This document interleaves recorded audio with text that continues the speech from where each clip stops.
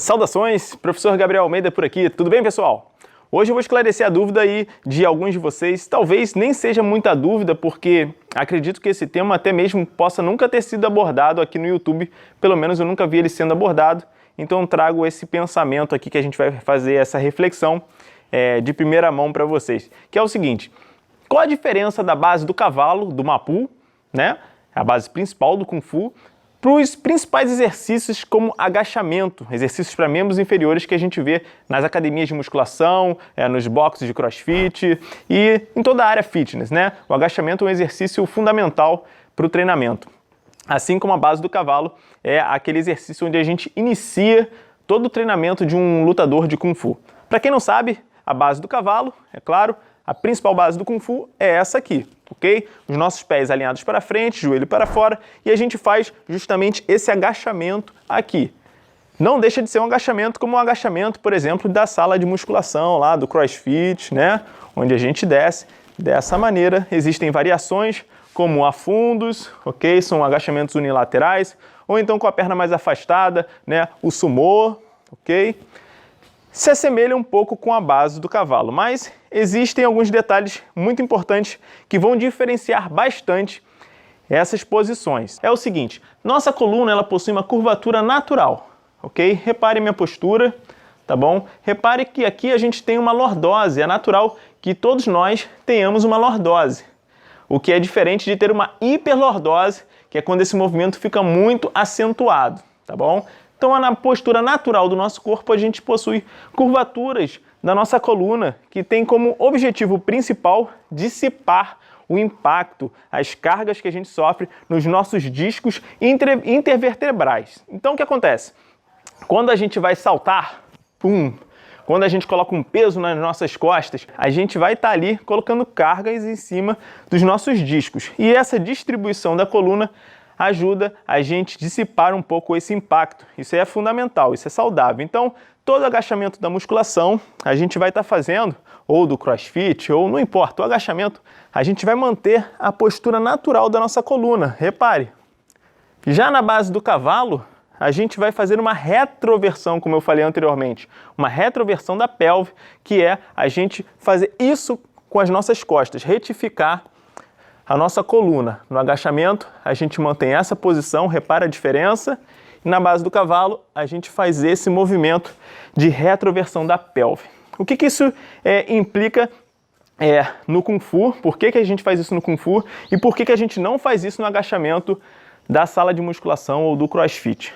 A base do cavalo ela tem como objetivo principal, como eu falei anteriormente, que o praticante comece a treinar por ela, o que? Justamente fortalecer o seu corpo como inteiro, tá? Você vai fortalecer seus membros inferiores e principalmente também o seu core.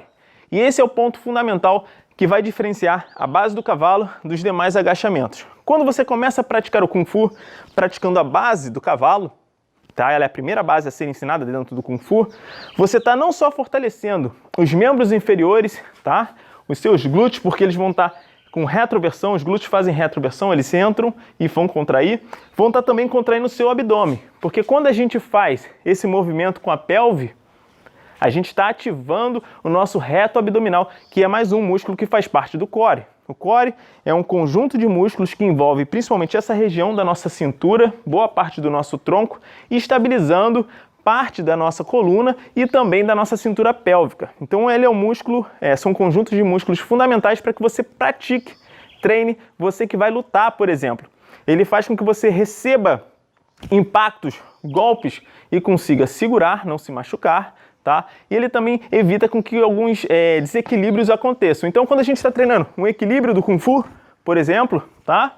A gente está tendo que ativar o nosso core, que são esses músculos que estão envolvidos também com o equilíbrio. Agora, por que é feito isso no Kung Fu? Justamente porque você quer treinar o corpo como inteiro, preparando para um combate, para você dar golpes e receber golpes firmes, treinando a sua estabilidade. Você, além de enraizar a base, fortalecendo todos os seus membros inferiores, fortalece boa parte do seu tronco também. Então, vamos dizer que essa é a raiz do Kung Fu. Você não pode estar fazendo na musculação, é justamente o que a gente faz com a base do cavalo. A gente tem que manter a nossa lordose natural ao agachar. Porque, como eu falei no início, ela vai dissipar as cargas. E quando você começa a treinar musculação, crossfit, a sua ideia, o seu intuito é que você aumente a intensidade com o tempo, colocando mais o que? Sobrecargas, colocando peso. Por exemplo, você vai no Smith, na barra fixa, né? Você vai lá e vai aumentar a carga fazendo repetições para trabalhar a sua força, a sua hipertrofia, e para isso, com o tempo, você tem que ir aumentando as cargas.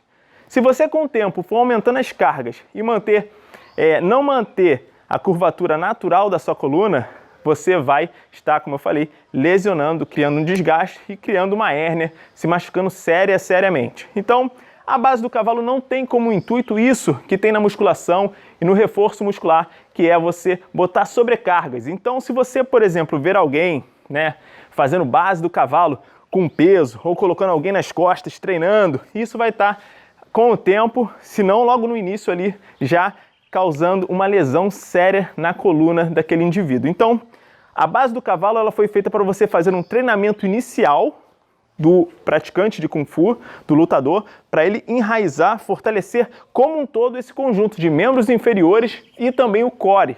Já no agachamento, não. Você está dando um foco maior nos membros inferiores, tá? Nos glúteos. Não quer dizer que o core não tem que estar ativado no agachamento, mas não da mesma maneira, não da mesma intensidade que você vai estar contraindo o seu core como um todo na base do cavalo. Então, são dois exercícios de base completamente diferentes nesse sentido, tá bom? Você tem que fazer na base do cavalo, mais uma vez, ok?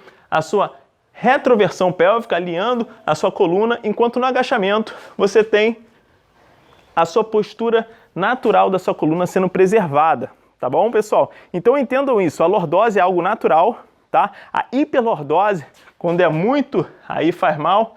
Lordose comum é normal e a retroversão pélvica, retroversão é quando a gente encaixa o quadril, anteroversão é quando a gente desencaixa. Então a gente faz uma retroversão quando a gente está fazendo a nossa base do cavalo. Isso provavelmente você que é praticante de Kung Fu sabe disso. Então tente entender essa diferença, tá bom? É importante ativar mais ainda o core quando a gente está fazendo a nossa base do cavalo. Já para o agachamento não se faz dessa maneira. Então, isso é importante você saber porque às vezes você começa a treinar a base do cavalo e um dia vai para a sala de musculação ou então você vai fazer um treinamento para fazer um reforço maior para a sua musculatura e aí você acaba fazendo com o mesmo conceito da retroversão do seu mapu, da sua base do cavalo e lá pegando peso com o quadril encaixado, que é completamente errado. Não faça, não cometa esse erro, por favor, tá bom? Agora, existem além desses alguns detalhes como o joelho, né?